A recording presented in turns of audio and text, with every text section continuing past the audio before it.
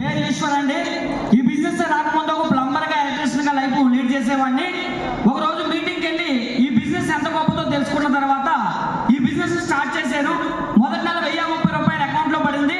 ఏంటి సబ్బులు పేస్టులు షాంపూలు ఇంట్లో కావాల్సిన వస్తువులు కొనుక్కుంటే డబ్బులు వస్తాయా అని ఫస్ట్ టైం ఆశ్చర్యం అనిపించింది.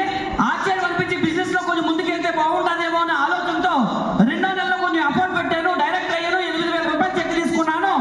ఎప్పుడైతే నేను నెలంతా బయట ప్లంబింగ్ వర్క్ చేస్తే 10,000 రూపాయలు సంపాదించడానికి చాలా కష్టమయ్యేదో వెస్టేజ్ లో రెండో నెలకు వచ్చేసరికి 8,000 రూపాయలు చెక్ వచ్చేటప్పటికి నాకు చాలా నమ్మకం కలిగి ప్లంబింగ్ సామాన్లు పక్కన పెట్టి వెస్టేజ్ లో ఫుల్ టైం టేకప్ చేశాను.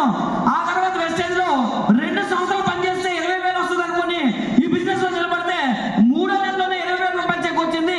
అప్పుడు ఈ బిజినెస్ పవర్ ఏంటో నాకు అర్థమైంది. ఆ తర్వాత జేమన్యం సార్ చేతుల మీదుగా ఒక కార్ ఓపెన్ చేశాను. అమాంతంగా నా చెక్ 60,000 అయింది. తర్వాత 74,000 అయింది. 94,000 అయింది. తర్వాత ప్రతి నెల నా చెక్ పెరుగుతూనే ఉంది. ఎంతలా పెరిగిందంటే 1,04,000, 1,07,000, 1,19,000, 1,42,000, 1,74,000, 1,94,000, 2,08,000. కోవిడ్ లో ఇంట్లో ఖాళీగా కూర్చున్నా కూడా 2.5 లక్షలు యావరేజ్ గా మెయింటైన్ అవుతూ వచ్చింది. అప్పుడు అర్థమైంది వెస్టేజ్ అంటే ఏంటో, వెస్టేజ్ వాళ్ళ పవర్ ఏంటో అర్థమైంది.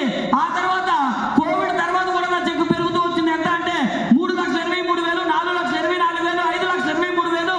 ఆ తర్వాత హైయెస్ట్ చెక్ వెస్టేజ్ ధరగా 5,65,309 రూపాయలు వెస్టేజ్ ధరగా తీసుకోవడం జరిగింది.